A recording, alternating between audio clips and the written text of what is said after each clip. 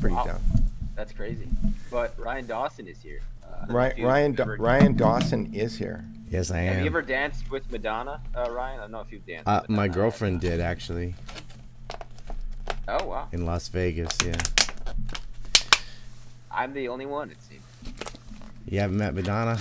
I haven't danced with Madonna. Well, I didn't dance with her, but I watched her dance. There's always I don't know if I can. there's say her always name. tomorrow, Addy. There's always Yeah. tomorrow. She actually had a, I don't know if it was on purpose go or ahead. not, but a pro-Palestinian clip. She did John Lennon's Imagine, and it was showing all these clips of war and stuff, and a lot of it was the Gaza Strip. I know the images so well. I knew what they were coming from, but she had that in on her concert. Cool. Sweet. Mm-hmm. Yeah, but we were discussing Brunel earlier, the modeling world, the world of models and fashion world, of which Peter has quite a bit of experience he was sharing with us. Yeah, I was telling Addy that Brunel, when I was a fashion photographer in the 80s, that the world's, before the internet, the fastest form of communication on the planet was the model dressing room. And Brunel had a Yeah, I used to go to reputation- expos in the 80s. My mom had 3 clothing stores back in the day. And Yeah. you used to have to go to, like, buyers would go to expos in Orlando or New York or Atlanta, usually on the East Yep. Coast. And, like, I saw Pamela Anderson there and a whole bunch of pro skaters and stuff like that. But it's coconut wireless, we used to say. It was zipped through. And this whole industry is so perverted. Like, it's disgusting, man. Well, I was telling some stories to that end, about models getting booked on trips on yachts owned by Arab sheikhs in the Mediterranean, and being taken out into the ocean and not taken back for months, sometimes. Oh, they'd make them like eat all this weird stuff and step on the hair and pee on them and just disgusting stuff. Some of these sheikhs, the Khashoggi rape cruise, we used to say. Right. Yep. Yeah. You so told the me one models in was- L.A. You told me a story about Brunel. Do you remember? Maybe which you've been one? over it already. I might have. When we were in California. When you were there too. Oh, actually, 3 of us were there. The guy, I just posted a picture of him with his Israeli army hat. It's like, cool hat, bro. It's random. Karen Models starts in Tel Aviv, and then he renamed the branch that was in the U.S. to MC Squared. And then that got renamed to Model Identities in 2019. Right, and I read someplace that Karen's said that they were distancing themselves from him or something in some press release. But I thought he was one of the founders of Karen's. I thought he started Karen's. So, but That's what I read, is that he started Karen Models. Well, this Israeli guy owns it now, but it was syndicated because MC Squared had the Karen brand name because he had Karens in France and then Karens in the U.S. and it already was getting bad rep. And you remember Brunel was on 60 Minutes getting reamed by girls, what, late 80s, early 90s? well, I was just I was doing some research, and there's one model that I know specifically that had terrible problems with him. She went to Karen's in 1980. So it's taken a long time for this to come out, but he was probably just getting warmed up in 1980. But by 1985, when I started hearing stories about him, there was nothing but bad stories about Jean-Luc coming out of Paris. Mm-hmm.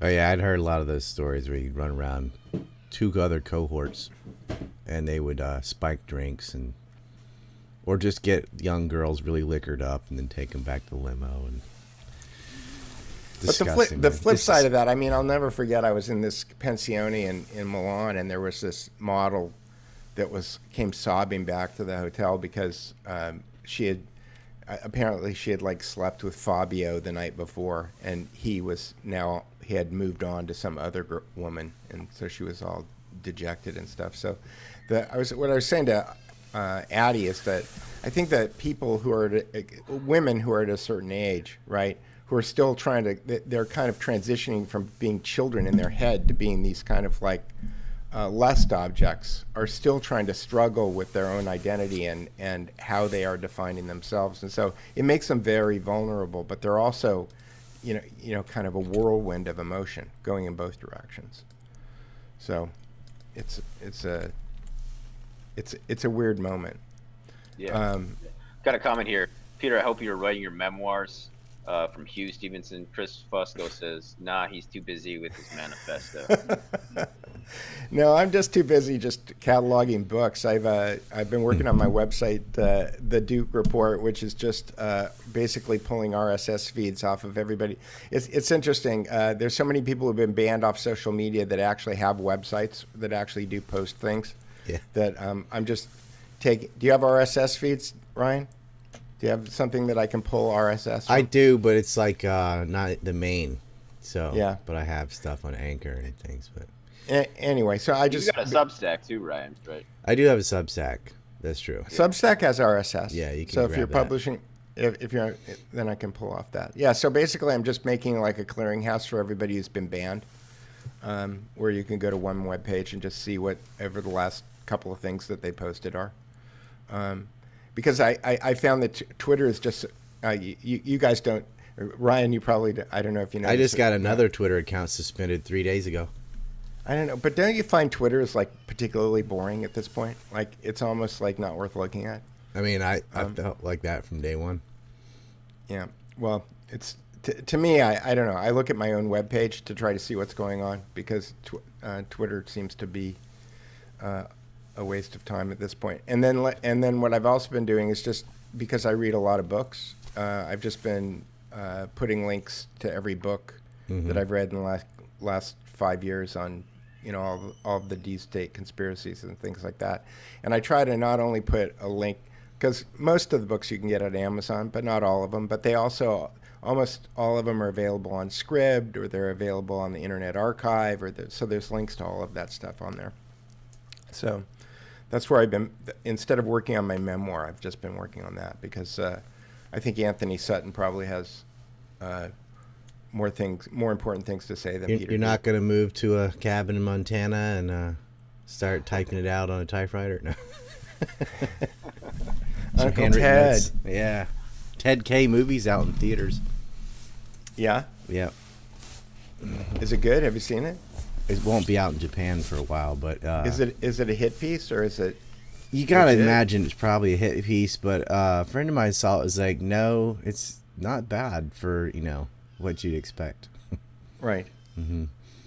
Because I saw the Alex Jones, Alex Lee Moyer's Alex's War. I saw that a couple of months ago. I got invited to a screening on that, and that's supposed to drop any day now, and it's pretty good.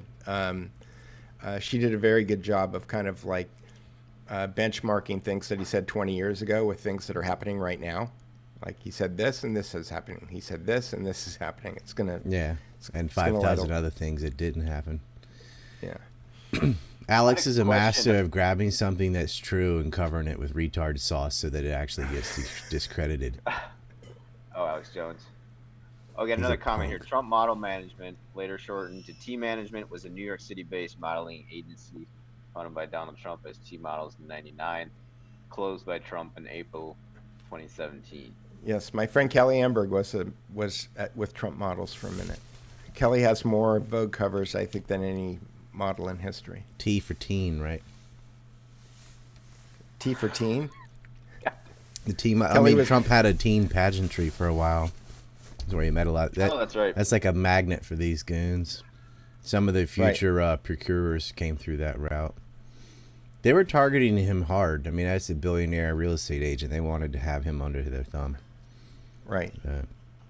Trump seemed to be into supermodels, but yeah, he dated my friend Cara Young. Cara Young worked for me, and he dated her for about a year. And when the New York Times was doing their hit piece on me, the reporter wanted to know if he could talk to any of the models that I worked with, and if he asked me if I could get her number, and I said I'd ask her. So I asked her, and I got him her number, and he didn't ask her any questions about me.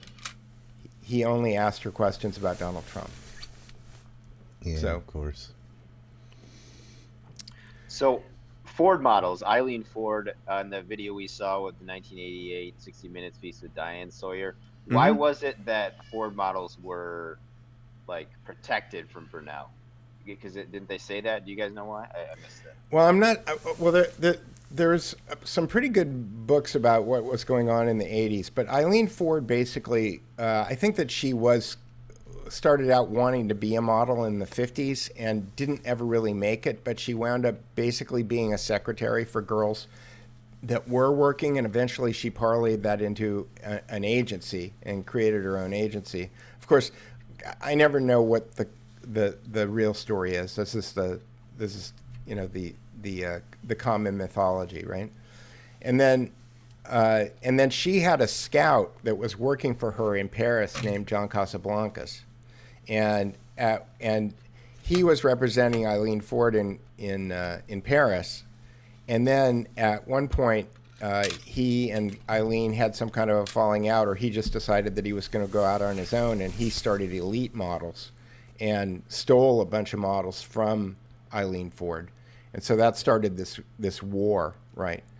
But there was there was Johnny Casablancas, really his the thing that he created, and there was all kinds of Johnny Casablancas stories too. I mean, Brunel was not the only one, but I think that Casablancas looked more like George Clooney, so he didn't have the same kind of rep that Brunel had, although he might have been doing the same things.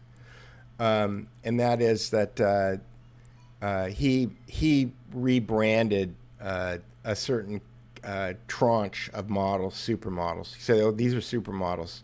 These models make $1,500 a day, and they do catalogs. These models make $25,000 a day, and they do perfume campaigns." Right. So there was a separation in the books, right? You would get these model books. There, like I said earlier, there's an archive of all of these cards on the internet. It's called the Peter Marlowe Archive, and it's up on a webpage. If I get a second, I'll go find it. But the models were actually separated into different categories. Like, these are supermodels. The girls in the front of the book, the girls in the first 20 pages of the book, they're going to cost you a lot of money. If you don't have a lot of money, just skip to the middle part of the book, because those are the models that you can afford. And Johnny Casablancas was really the guy who kind of started that system of the supermodel system. And so there was all kinds of backstabbing and rumors that were thrown around, and the models were kind of like, torn in between these things because they just wanted to work. I can't remember what your question was, except you're asking me about Eileen Ford. So in New York was Eileen Ford. There was another model who was a German model who started her own agency named Wilhelmina. And then other agencies popped up along the line. Bruce Weber was partners and started his own agency. I believe that was Next, which I always thought was funny. The funniest name for a modeling agency, because if you shoot catalogs, like if you're shooting 20 shots a day, like I would get done shooting a picture and then I'd be ready for the next picture, and I would turn to the stylist and I would say next. It was kind of, in the catalog business, next was a word that happened a lot. So I thought it was funny when Next models came out.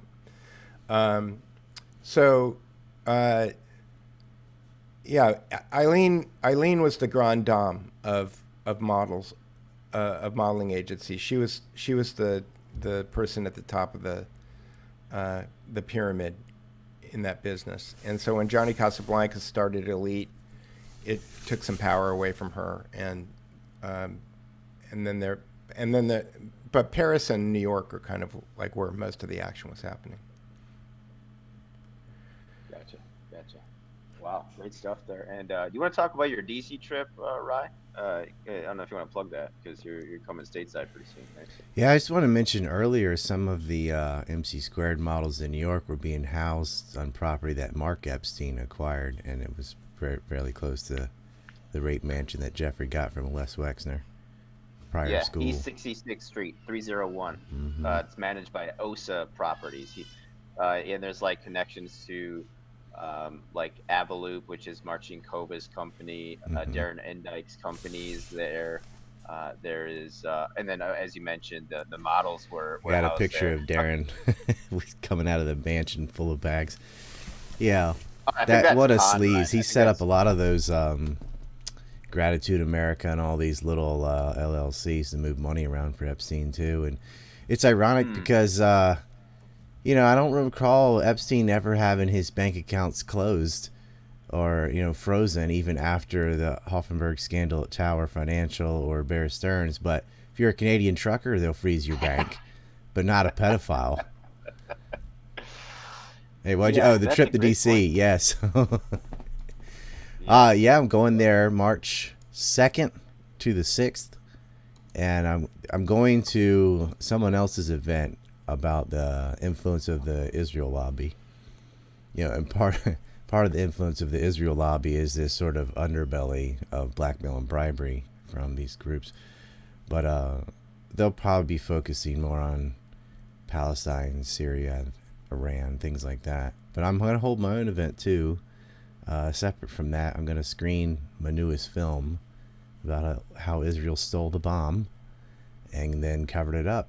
And we still have nuclear ambiguity there. I mean, they've got hundreds of nuclear warheads, but Is Angleton in there? oh yeah, he's in there. James Jesus Angleton, he gets a beating, but yeah, I mean, Angleton goes all the way up. Angleton and Shackley interlude with the JFK assassins, so that bit of that's in there too, and a bit of Epstein's in there too, because the Sunborn Institute, the kind of the precursor to the mega group. There are a few guys that were alive for both, and Wexner's one. Bronfman's or another one, Edgar Bronfman, right? Yeah. Well, the Bronfman, Samuel Bronfman was Edgar's later. Charles is it was on the line, but no, all the Bronfmans today that were like the NXIVM cult Bronfmans that are like Sarah and Claire are in jail. Edgar's not as involved as Charles, but Samuel Bronfman was deep into this mafia. So, yeah, they kind of clean up after a generation or two and go legit-ish, but then they help finance others. So, And I think it Steinhardt's was in there. Here's this model archive I was talking about. It's modelscomposites.com.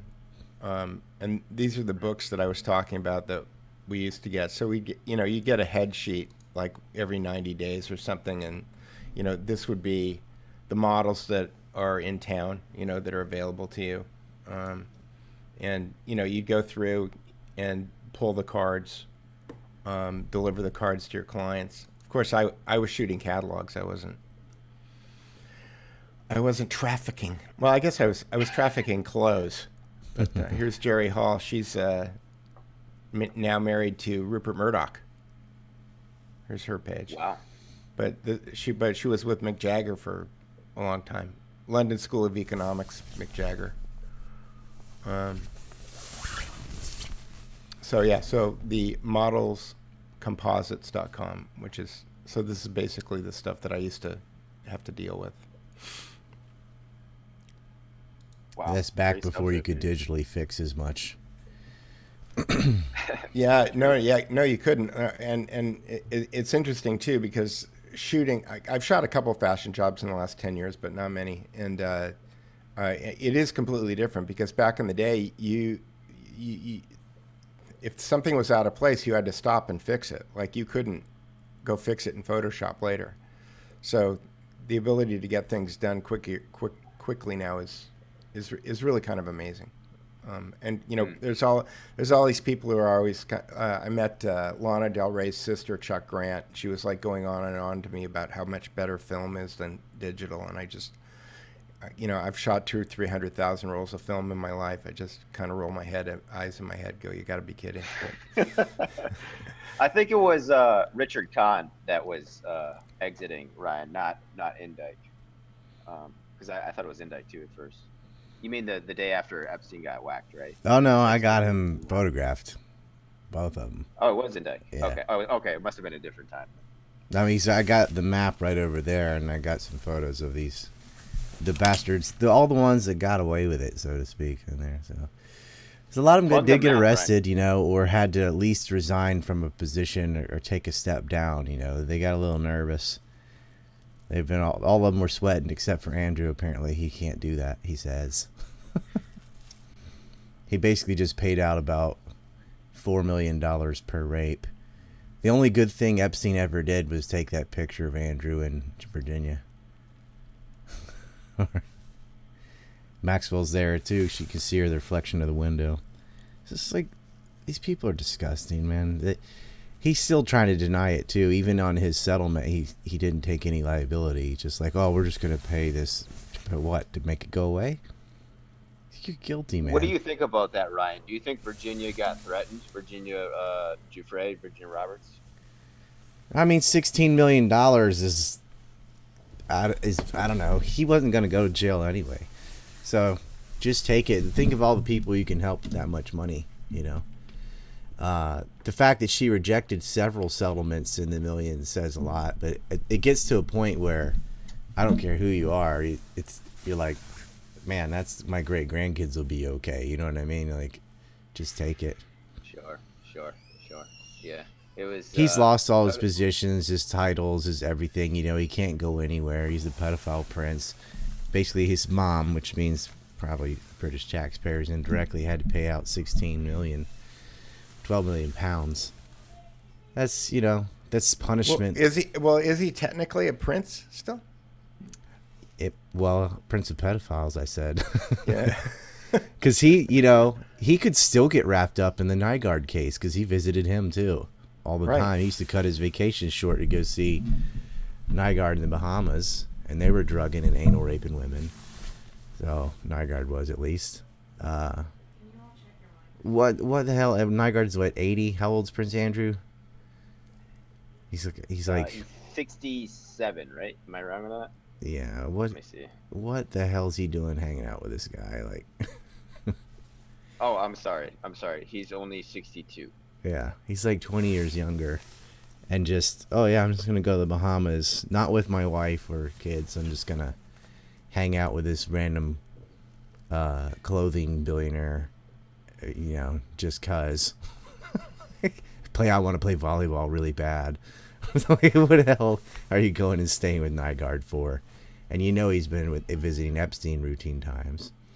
And he can even weasel his way out of it. Like with Virginia, all right, they didn't say how old she was. Maybe he was, a little bit liquored up. Took her to her house. She seemed to be into it. He did it, and then, oh my God, she's 17. No, because then he went and did it again in New York, and then he went and did it again in Florida. So he knew. It's just like, man, you're a prince. You have all this money. Surely you could just at least find someone of age to cheat on your wife with, or whatever, or pay for it legally or whatever. No, which says to me like he's doing this with so many kids, and she's just one that called him, got a photograph of it and called him out on it. I think he just did this all the time. Randy Andy. Do you think Nygaard is gonna go? Is he next on the bullseye for getting a dart? Yeah, it's a reasonable assumption he's already in prison, and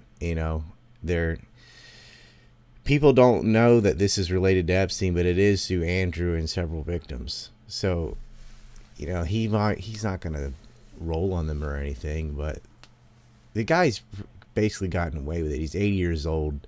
He did it his whole life, right? But his financial empire will crumble, and he's still alive, and we still could get some justice. But is he gonna roll on people under him? Maybe some of his recruiters, probably not. He'll just end up, I don't know, suicided by bed sheets or something. Go ahead and put that out there. Nygaard didn't kill himself. Like, That's the next T-shirt. yeah, Dershowitz could be a target too for Virginia. I mean, he's also in his 80s, Right. but I think he's 81. Yeah, He well, I was denies it telling though. it- He's I like, was- no, it wasn't me. You're getting me confused with some other old pervert. That was so and so, is what he's saying. Okay. Yeah, I was telling Addy earlier that when I was living in Milan, there seemed to be a lot of fashion companies and agencies that were specifically spun up by guys who wanted to meet girls. Like the best way, if you had an unlimited amount of money, the best way to supply yourself with women would be to start a fashion company or start a fragrance company, and then buy into a modeling agency, and then start throwing parties every night. And that was just kind of a thing, you know. There were certain clubs where there was a party every night. Even you know. flip-flops, right? The reef girls. They're like, well, flip-flops are called thongs, so we're just going to have our girls wear thongs and wear these flip-flops. And the reef girls became, like, it was always posters of girls' butts, but they were sort of this staple attraction at a lot of these expos because a thong was unusual 20 years ago compared to now. And it's like, yeah, you're selling shoes. You still need almost butt-naked models anyway, right? So here's a story. The Marciano brothers, before they started Guess, had this brand called Chardon Jeans, Chardon. And the advertising was on Bus Kings, which are these long, skinny things that go on the sides of buses. And it was a picture of this model who was a friend of mine named Sarita Ojeda. And she had her arms around a guy's leg and her face next to his ass like this. Mm-hmm. And the tag of the jeans was like right by her face. And the advertising copy said, "I beg your Chardon." And the reason that they did it was because they knew that taggers, probably hired by them, would go and cross out the C. Right. Okay? Because it was hard on jeans. Mm-hmm. Right? Thank you, Peter. What? I said thank you. So, anyway, the Marciano brothers and the Marciano brothers actually started Guess because Sassoon, there was Vidal Sassoon, and then there was Sassoon Jeans, and Vidal Sassoon sued Sassoon Jeans and told them that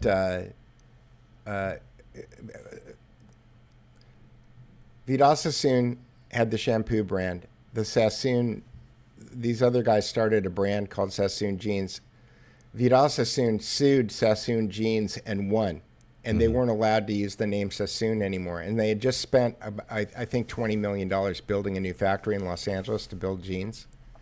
And they wound up making a deal with the Marciano brothers, and they made this new brand called Guess. And Guess was the rebrand, because Sassoon was going to go bankrupt if they didn't figure it out. So the Marcianos came in and they made some kind of a leveraged buyout of Sassoon. They put all of their money into marketing. They came up with the marketing. Nothing comes between me and my Calvins. Yes, there was a lot of, borderline porn in the that was the whole idea in the 80s, was to see how close to porn you could get. And then Terry, what's his name, showed up in the 90s. Oh, I know who you're talking about. He's the music photographer, aren't you? No. Terry, come on, help me. Not Richardson. Yeah, Terry Richardson? Yeah, Terry Richardson. Terry Richardson, his style is called porn chic. Basically flash on camera. Yeah, I came to know him through music, which is kind of weird because he did this shoot of Odd Future back when I was big into hip hop, and that's like the first time I got exposed to who he was. Yeah, it's interesting because I was kind of a dumb shit when I was a photographer, because I really thought it was about like your style and how good you were and your ability to do your job. And it turns out that politics, like everything else, is really important. And yes, and there was a reason why porn chic became a big deal in fashion. And that's because they wanted people thinking about porn all the time. They aesthetics didn't have much to do with fashion at that point. So I was kind of lost. I thought it was about aesthetics, and silly me. Another question here I wanted to address. This is from a man of principles over on Rockfin. Also, shout out Called Priestess for checking in. He says, in answers to the show's title, people who off themselves don't have security cameras turned off. Another question: how do we know? Even though that wasn't a question, how do we know for sure that Brunel's actually dead, much less incarcerated? Dargar, Brunel, and Maxwell never had mugshots taken. If they had, there must be serious censorship preventing their public exposure. Hi, Addy and all. Don't want to be rude. Yeah, She had I a mean, how do trial we know where any of them are victims in dead, it. right? What's the old There old were no saying cameras is, in habeas Brunel's cell. corpus, right? Show me the body. Okay, sure. You know where I'm going with this? A lot of How do you European know jails that is the mine not police, working. when they come to you and say, "Hey, we found your DNA at a crime scene," like, what do you say to that? Like, how do you be like, "Oh yeah, I believe you"? Like, do you guys know how DNA works? Like DNA, like, how do we know any of these people are telling the truth about anything? Like, even to the point where, like, what is in this? Is this actual water? There's Right. no nutritional. Well, and that door swings both ways too, Addy, because in the '90s, when Dmitry Alperovich was at McAfee, and they were writing viruses, there were all these viruses that were infecting people's computers, and a lot of times when you went to go remove the virus, what it was doing is it was installing an FTP server on somebody's zombie machine, and then they were using it as a distributed content network for kiddie porn. And so people's machines were getting infected with viruses, and then they were getting kiddie porn put on their machines. And then you see stories about these people who get arrested for having kiddie porn on their machines, and you wonder whether or not they were set up, right? Whether or not, I mean, I'm not a fan of kiddie porn. I'm not a fan of people who consume kiddie porn. But if somebody has kiddie porn on their machine and they didn't know it was there, and they didn't put it there, and the FBI comes and knocks their door down and says, "Hey, you've got kiddie porn," and puts them away for 20 years, or for forever. Is that a thing? Because it kind of seems to me like it might be a thing. Well, they caught him at the Bill and Melinda Gates Foundation with all this kiddie porn, and I guess, I don't know, people at Microsoft wouldn't know how to stop a virus. Right. As far as Brunel goes, they didn't have cameras. In Europe, they don't film your cell. It's a human rights thing. They film the hallway. That's about it. And there is an investigation into it. So we'll see. I mean, is anyone even surprised? Like, before he has any days in court, he's going to die. Like, everybody knew that. Right. And his lawyers are saying, oh, it wasn't because of guilt. It's because of the injustice of the system. Bitch, you're it may be the injustice Epstein. of the system if he thought that he was working for the government when he was doing all of this. yeah, there you go. He's like, but I'm Israeli. No, we're not supposed to go to jail. Somebody asked me the other day if I was interested in helping the government, and I said, which government? Mm-hmm. And they said the only one. And they said the only one that counts. And I said, which one is that? And they said the one that could kick your door down and throw you in jail and take your stuff. What, Canada? I'm not sure that I'm not sure Canada's got a monopoly on that at this point. No, they don't. It's just, it's hilarious though that all summer long people were setting buildings on fire and assaulting people, murdered a few people even. That's a mostly peaceful protest. They could just annex like 6 blocks of Seattle, no big deal. But the moment there are people in an actual peaceful protest, all they did is drive trucks somewhere and park. Haven't looted a single store, haven't assaulted anybody, haven't killed anybody, obviously. No arson, nothing like that. They call emergency powers and freeze people's bank accounts and GoFundMe and start arresting people and stealing their fuel and going after their finances. They're going nuts. But you always want to force a dictatorship to act like one. But it's like, what's this over? It's over mandates, right? And, right. it's funny watching the left, which used to at least act like they were for, labor rights and consumer rights and stuff. And now we're all Pfizerites now. They're protecting big pharma and these giant companies on a mandate. It doesn't make any sense either. Even if you believe, if you were like swallowed everything from the panic, truckers are pretty much alone in their truck. There's no reason they needed to take a vaccine that doesn't stop the spread of a disease anyway. And it's just, it's all about obedience. They're going to say, oh, people are skirting this and they're making fake cards for their vaccine passes. The only solution is to go digital and have digital IDs. And that's what the World Economic Forum has been pushing. So what do you think about this Freedom Convoy USA 2022? They're planning on being in Washington, D.C. the day of the State of the Union. And that just having been in Washington, D.C. on January 6th and watching that shit show go down, I just wonder whether or not this is just another big setup. I think it's like, here's a more effective way. Instead of, especially if you're coming from California or something, going across the country for a few days, you don't need a convoy to go yell at buildings. All you have to do is stop trucking.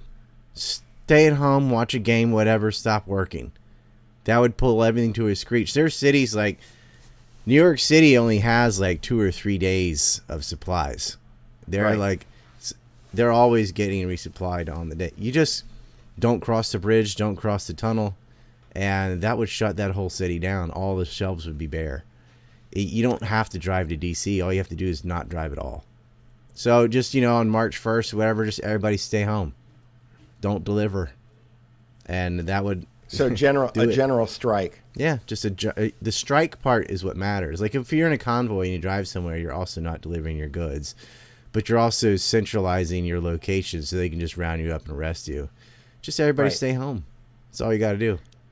Yeah, stay home. I was thinking. I was also thinking that by continuing to go to Washington, what you're doing is you're acknowledging your masters, right? You're showing up and you're saying, we have acquiesced our ability to make a decision, and we are on bended knee and begging for you to give us our freedom back. And that's not how it works. They're just gonna label you white supremacist, freeze your bank accounts, go after crypto any way they can cripple you. Find this is all stuff that's personally happened to me. Get labeled a white supremacist, which is such a crock, which that depersons you. Me too. You too. Hooray! Join the club. I'm the Annie Leibovitz of the alt-right. There you go. Yeah. This girl I went to college with, she called me racist against natives. Yeah. Oh, wow. Which natives? Native Norwegians? Not those. God damn it, Peter. Oh my gosh. Yeah, I mean, I went this direction. I climbed the yellow ladder. I'd be a pretty bad white supremacist. Yellow ladder. Oh. The gold ladder, I should say. Gold. Yeah, it's so dumb. So they'll label you some, whatever, racist, sexist, something, because that makes you not a person. And then they kick you off all your social media, and they go after your bank. I can't use PayPal, I can't use Patreon, I can't use any of that stuff. It's just I got one dedicated hater, Gabe Hoffman. He just goes around writing letters to people until they remove you. And that's all it takes is accusation. You don't need evidence. You don't need I've got like 5,000 videos. I'm militantly anti-racist to all forms of racism, including the whites, which is one that usually doesn't count for some reason.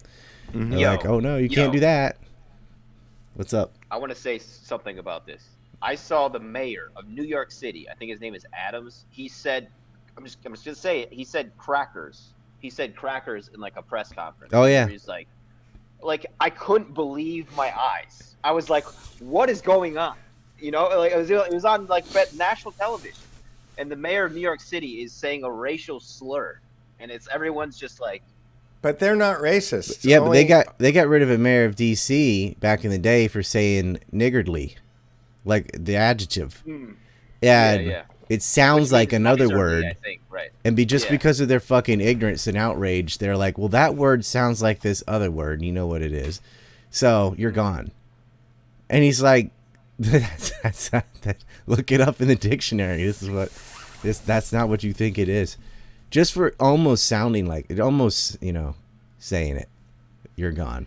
Another guy could say crackers, and I think he said cracker asses too. Like, it was just boasting about it. Yeah. Nothing's gonna happen. They're talking about in Canada too. You're only allowed to protest if you're not white, which is effectively shuts the whole thing down because Canada is mostly white. But that's ridiculous. You're gonna exclude somebody based on their biological category. But yeah, that's the plan. So there was a Give Send Go hack a couple of days ago, and the guy that the guy that was claiming that he's the hacker, Barrett Brown. Are you familiar with Barrett Brown? Yeah.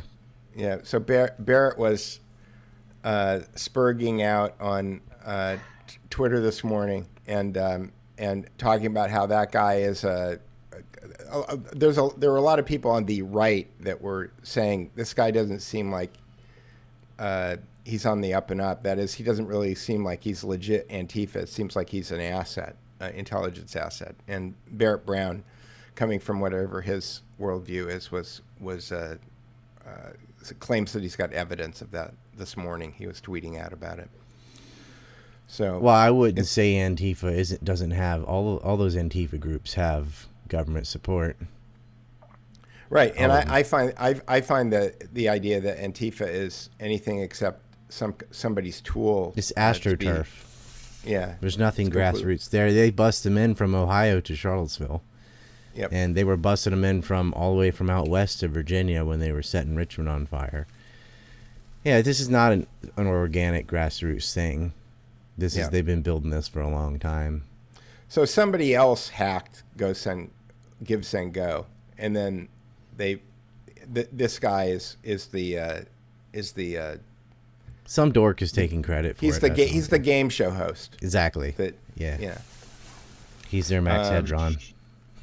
Should I go to Ottawa to cover what's going on there, or not? Can you?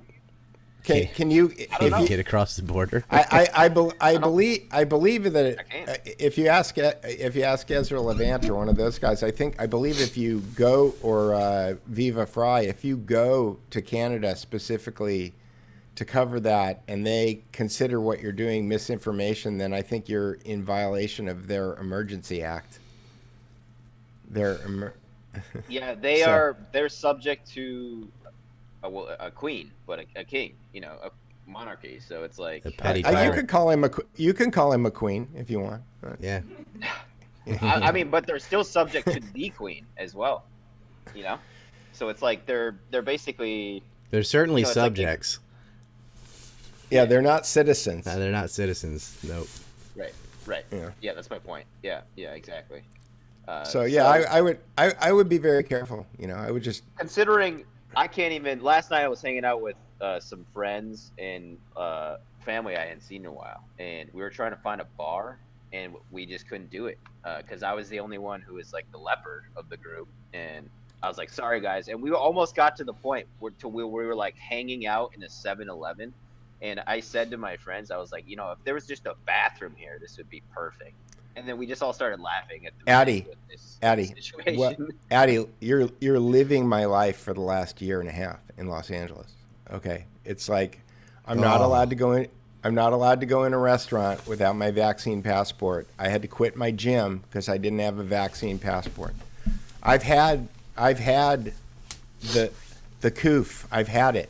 I have natural antibodies. I don't need the jab, but that doesn't count. And so I'm excommunicated from restaurants. I'm excommunicated from gyms. And if the weather is nice, I can go sit outside a restaurant. But that's my life. I'm picturing this lonely Peter, like. I'm not lonely. I've got a beautiful girlfriend, and she makes lovely meals. She's got her crock pot cooking right now. She's the one taking the picture of you just like looking off into the distance as you sit outside a restaurant. No, she's usually sitting next to me and she's shivering, but I bought her a down jacket.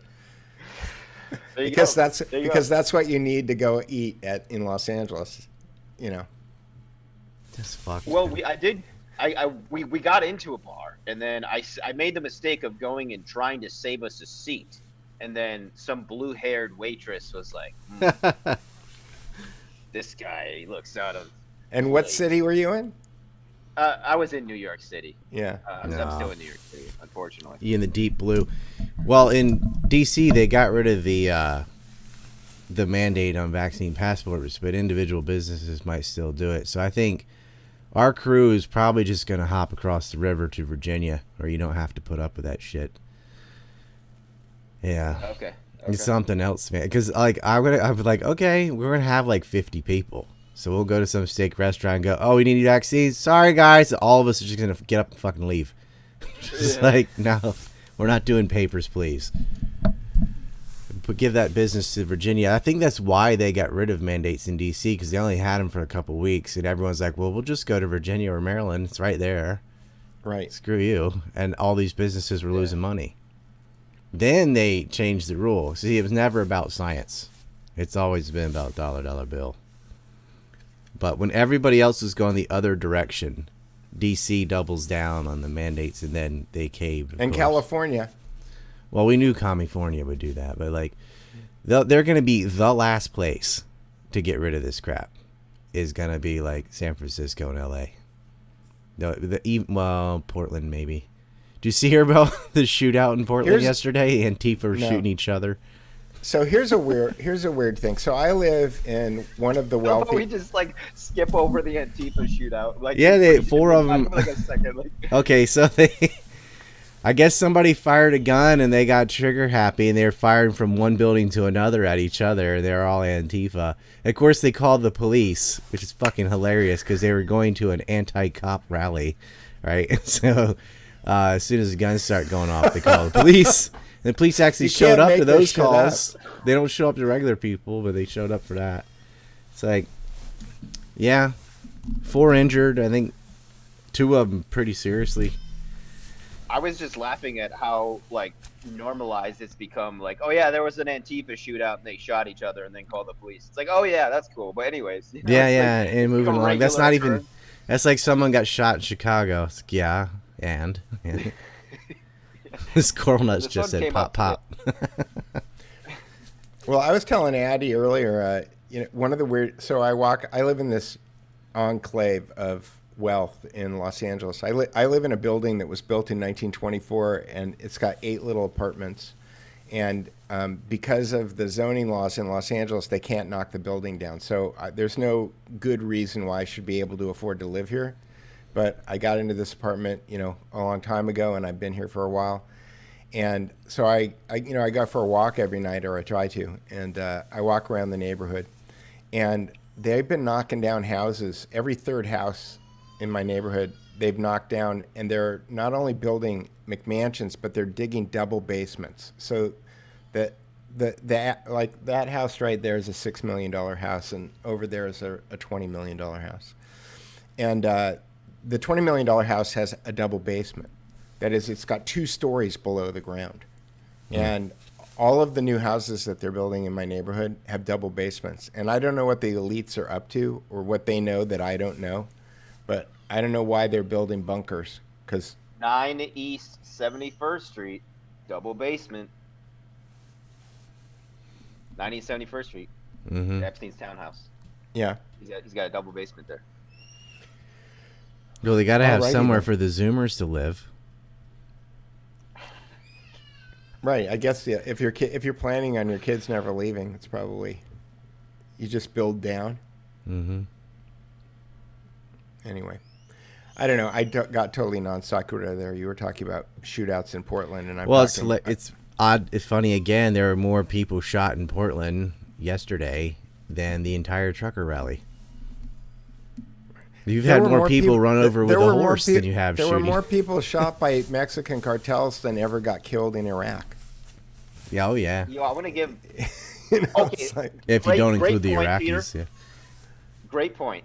I try to make that point too. Is like just the black hole, the media black hole that is like the Mexican drug war that is more violent than what's going on in the Middle East. Not that I'm like trivializing that, but I wanted to give a shout out to Viva Frei for not being like one of those big YouTubers who just like sits at home, I was shocked a little bit because then he got out of his house and he went in the cold and he like covered the Ottawa stuff. So I want to give a shout out to Beaver Fry. Yeah, and I think he was getting a lot of grief from his family about doing it too, but he felt like he needed to go do it. So that's amazing. Yeah. That's amazing because those guys they just never do that. Oh. Like once you get to that level, like, you know, I'm not trying to crap on you guys. But. You see this one, the Diagolon flag,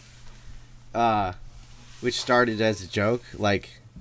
It's the cool parts of Canada and the U.S. It's just like from Alaska, the Midwest, and the South are the anti-COVID group. So it made a line. So we made a Diagolon flag. It was mentioned in the House of Commons yesterday as a far-right extremist group. it's a flag called the Daglons or whatever. It's just Jeremy McKenzie, myself, like 4 other people. Whatever. It's just like I'm all for secession, you know. Like I support Greater Idaho, all that. But I have a separate site from all my anti-war stuff on Civil War history. So that's like I got a Confederate battle flag right here from yesterday. And we were like, yeah, the other secession is going to be Diagolon. It's going to be like Saskatchewan and Alberta and like the Midwest states and the old Confederacy are just going to leave.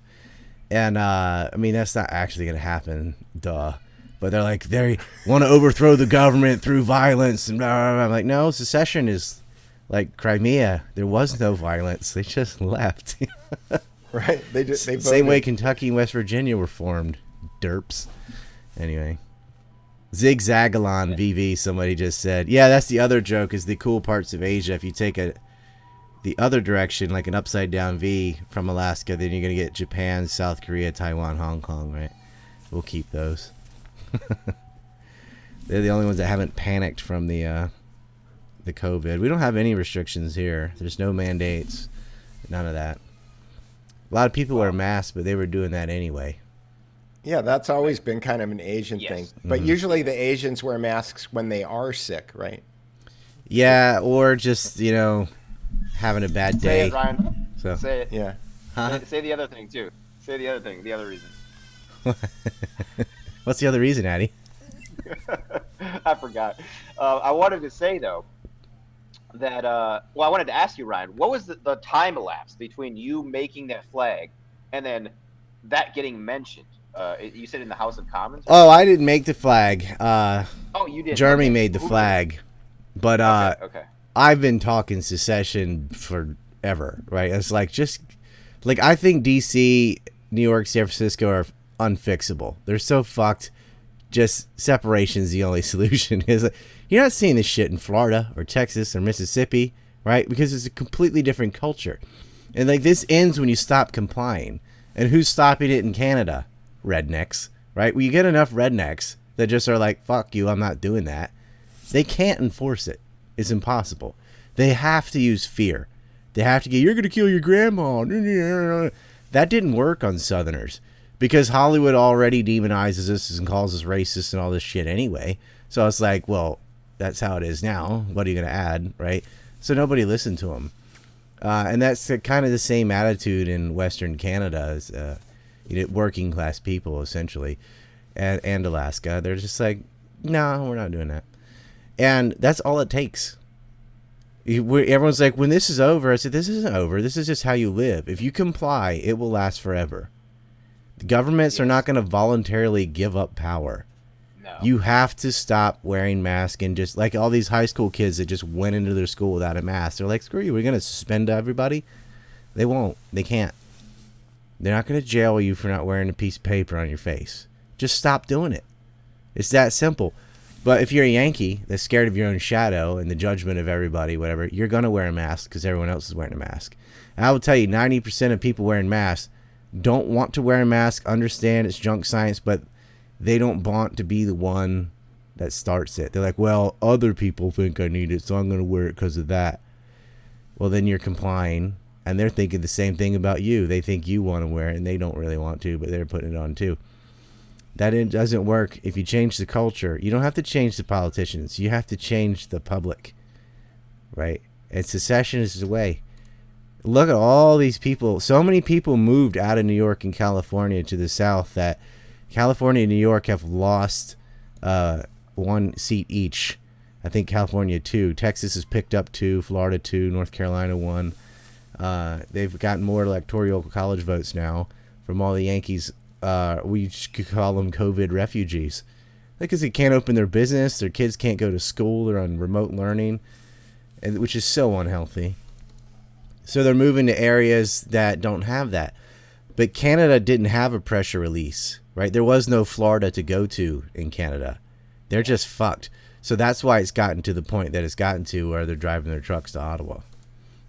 Yeah, that's a great point. They didn't have that psychological and just like the release, as you mentioned. Yeah, if you were completely fed up, you're like, well, I could go south, right? Right. I could go to South Carolina. I could go to Florida. You could go somewhere that didn't have this.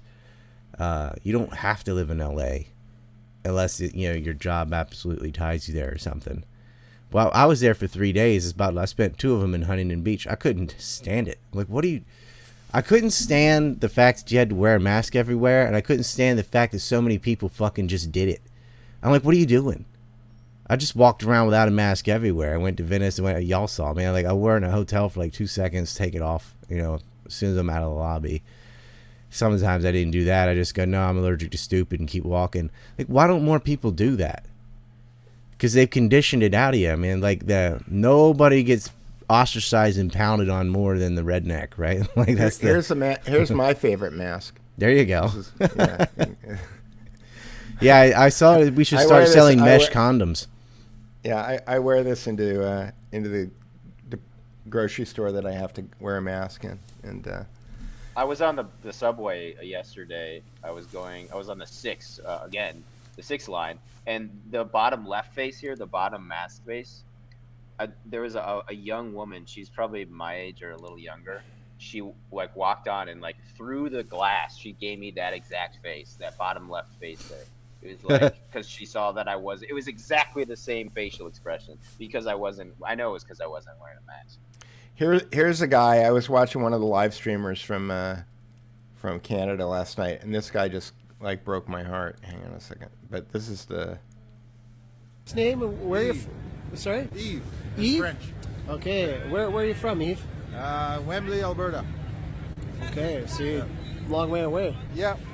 I didn't come with my truck. I came with my pickup because my truck is too rough.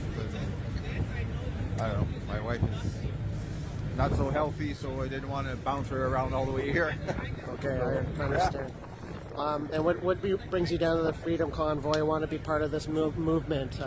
How has COVID affected your job and your? It didn't affect my job because I'm a log hauler with my own truck. But the vaccine killed my mother-in-law. My wife had to go and watch her die this summer. And then about a month later, it killed my aunt. So can you elaborate? I'm sorry to hear that. Yeah. Sorry to and hear. then my cousin got his shots, and after the second vaccine, he paralyzed on one side. He ended up in the hospital for a week or 2. Not exactly sure, but I know he couldn't work for six months. And then my brother-in-law, after his second shot, he developed microscopic blood clot, and now he's on blood thinner for the rest of his life. So that's part of the reason why I'm here. I'm really sorry to hear all that. I'm sorry to. So the vaccine is not made for everyone. Well, first of all, it's not a vaccine. Okay. With a vaccine, you usually get one shot and you're done. Not the second shot and then the booster. How many boosters are we going to get? It doesn't make sense. That's why I'm here. Okay. There you go.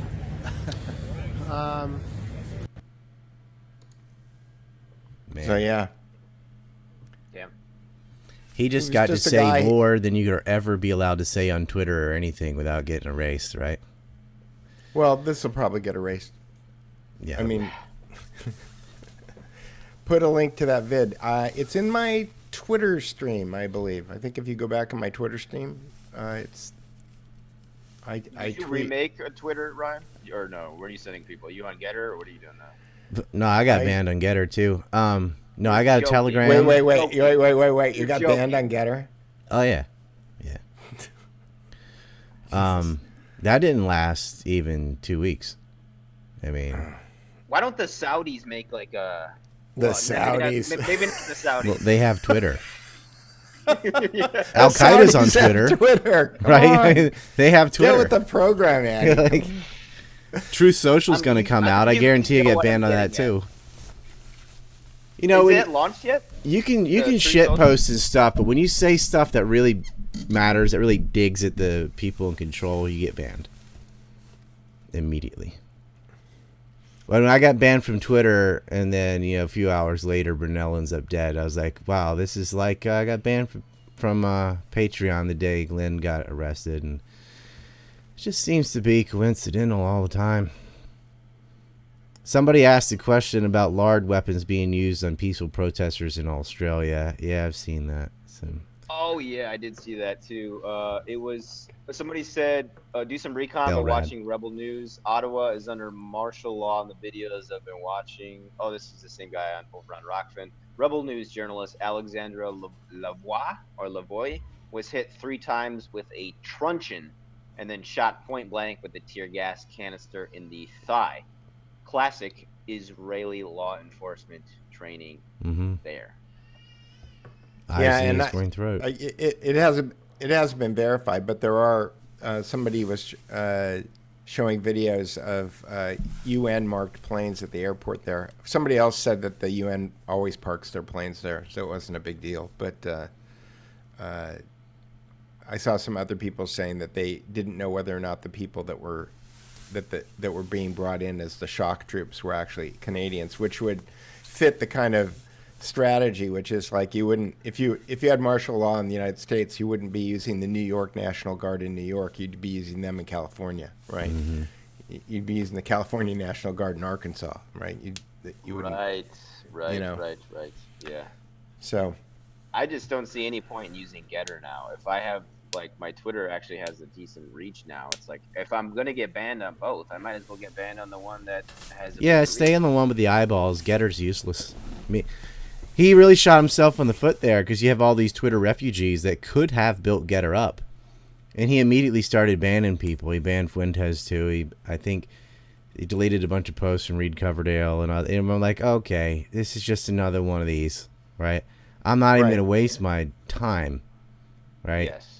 So I went ahead. I went straight for the jugular because I'm like, let's just see. And I posted about that thing, and right away, gone. I think they're doing this on purpose. They're creating these truth social medias, and they're just acting as attentional and time sucks, like time black holes. The people who are doing the most important work. Well, there's seed catalogs, right? Didn't Teal wasn't it announced a couple of days ago that Teal is going to finance a Tinder dating app for conservatives, whatever that means? And I was thinking That's what I need. To me, it's a honeypot. It's a breeder honeypot, right? Let's go find all of the. Don't people they have who are, one? It's called Grindr. For conservative? Yeah, but For conservative politicians, right? It's called But Grindr. Grindr isn't for. But Grindr isn't going to isolate all of the people who are. If your enemy is procreation, okay, then identifying the people who are hyper procreators is going to be a target audience that will be highly valuable in the future when you're putting your FEMA camps together or whatever else you're doing. Right. The 80 I don't think who are the people want who are the sex most to valuable? procreate, though. They want sex because they want sex. Procreating's like an accident that happens from all the sex.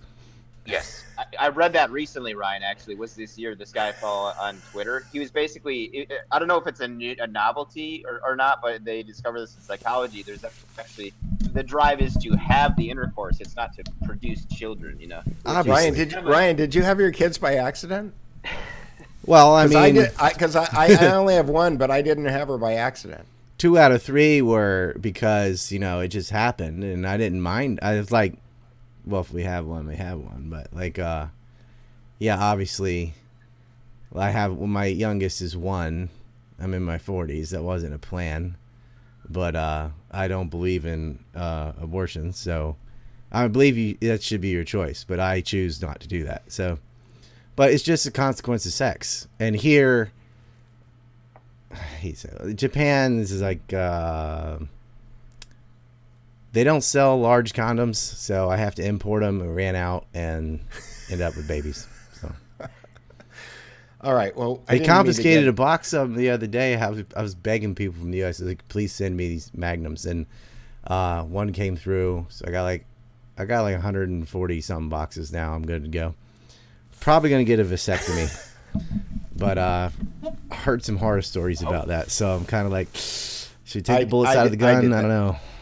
You can sell unvaccinated sperm nowadays. Yeah. So well, you can bank it. I guess. I don't know. I also have a twin. Unvaccinated genetic material trafficking. It's gonna be a valuable commodity one day. Like, well, this one. It is. It is. So Yeah. They haven't altered the DNA on these. for the conservative Tinder, so we got the right stuff, Cinder. I guess that's for people 16 up. Cinder. I don't know if this is a name. There's already a right-wing Tinder. It's called Going to the Gym. Right. Exactly. I mean, that is, you go to the gym or the beach. That's where you find conservatives. True that. I think Tinder, I guess, is the biggest one. It's like 75% guys, 15% bots, and the rest desperate girls looking for sugar daddies. Like, why? If you're trying to meet a woman online, you're fucked already. But getting back to the thing that I was talking about earlier, when we were talking about models, there is a sugar daddy app that's called Seeking Arrangements, I think. Yeah, it's also called Tinder. Yeah. Yeah. Why would a girl you're a girl? All you have to do is go outside, any public place, and pick somebody. That's why the guys are there. You go to any bar, any club, every single fucking guy there did not go there to dance or to drink, whatever. He's looking for women. All you have to do is dress like a slut and go pick somebody. It won't take you 10 minutes. You don't need an app or anything if you're a woman, unless you're just disgustingly gross, in which case, even if you have an app, it won't matter anyway. Get a diet, whatever. Like girls control sex, guys control commitment.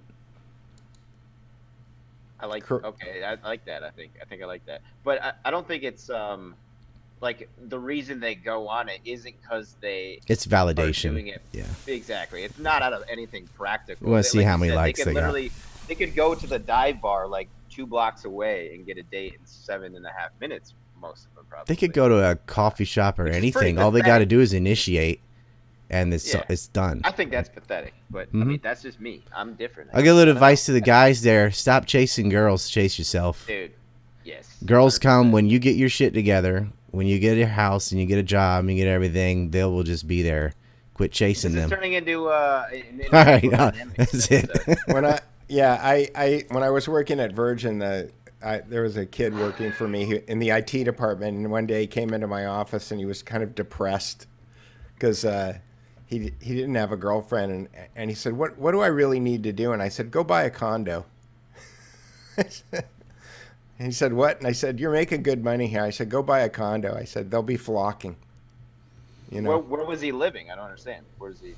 Well, we were living in LA, but he had a pretty good job. He was working for me in the IT. He was an IT administrator at Virgin. He was making good money. You know, it's like, go buy a condo. Mm-hmm. Improve yourself. You'll be good. There have been a couple A girl doesn't give a shit if you're like, I'll do anything for you. That's every other guy. That's nothing to them. Get your shit in order. That's what they're looking for. Indeed. The ones that are worth a damn anyway. You're trying to save money on beer. Hey, Addy, I'm gonna have to wrap this up pretty soon. If you and Ryan want to hang out, I have to go too. Actually, 9 o'clock was my deadline. So. Oh, all right. I hope y'all try to get to DC because the film's gonna be great. I'm gonna be there. And you want to pimp that? What's the story? Yeah. Share it again. What are the deets? So on March 3rd, 4th, and 5th, I'm gonna screen it in DC. I can't say the place because they'll cancel it. So just get there, and if you're on my Telegram or whatever, we'll tell you. We'll be at the Washington Press Club on the 3rd and 4th. So that's where we'll gather. But I'm going to screen it somewhere else because it depends on the size of how many people come. But I've got 2 different A or B locations, and It's going to be a Q&A after the film and super detailed, like Empire Unmasked level details. So, but it's only an hour long, but it is really packed, and it goes over how they got the bomb, and we touch on Kennedy and Epstein and all the things you're not allowed to talk about. So I hope there's no drone strike. I hope there's no drone strike, but knock on wood. Yeah, a lot of influencers are going to be there, so you can meet them and some celebrities. So yeah, it's something. It's something we wanted to do last year, and nobody could travel, so it's been delayed. Yep. Yeah. Well, I will be there, Ryan, and I'm gonna plug it on my stuff too, so people, once Ryan gives me the info, if people want to join us, and then Peter is coming too, right? You should. Probably not. Just to get out of LA. I don't know. I don't know. I left Washington on January 7th, 2020, and I thought, I don't know if I ever want to come back here. Hey, State of the Union's on the 1st, right? Is it? On the and how weird is this? The truckers are supposed to be right. I hope everything is okay. Well, I'm there the next night. the truckers are planning to get to DC on the day of the State of the Union. Well, I'll be there the next day.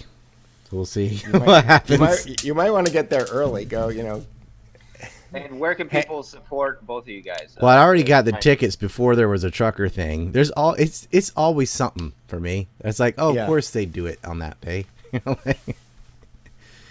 Mine's my website, ANC, like anti-neocon, ancreport.com. That's got links to Substack, Telegram, Rumble, Odysee, all the stuff, all the alternatives. And I'll go find your Substack, and I'll hook that up on the Duke Report. Oh, awesome. Would love it. And so that always just pulls whatever the last two stories are and puts them on. I got a new subscription via the Duke Report. I was told today, Peter, so that was pretty cool. I was looking at my analytics. So. Oh, you did? And yeah. Oh, good. Well, I'm glad. Your analytics on Substack? Yeah, yes, sir. Because I was trying to figure out, I wanted to put some kind of code on there so that people would know where the traffic was coming from. But I guess it's doing that already. Yeah, I think it's ingrained on the Substack. But I guess State of the Union is the March 1st. ANCreport.com for all of Ryan's stuff. Please go support. Probably the most censored guy on the internet, certainly in the running for that title. Peter Duke Photo. I think PeterDukePhoto.com as well as the Duke Report. Peter Duke Photo on Twitter, on Instagram, and I'm on Buy Me a Coffee and Telegram, Substack, Rockfin as well. If people want to support me there. All righty. Great show, guys. Stay frosty, everybody. Thanks to the audience for tuning in, and we'll see. Thank you, Ryan. Good to see you again, dude. All right, see you later. I'm not coming to LA, but it's good seeing you. Well, yeah, somebody might drag me to DC. We'll see. I don't know. I'll talk to you later. See ya. Bye. Ciao.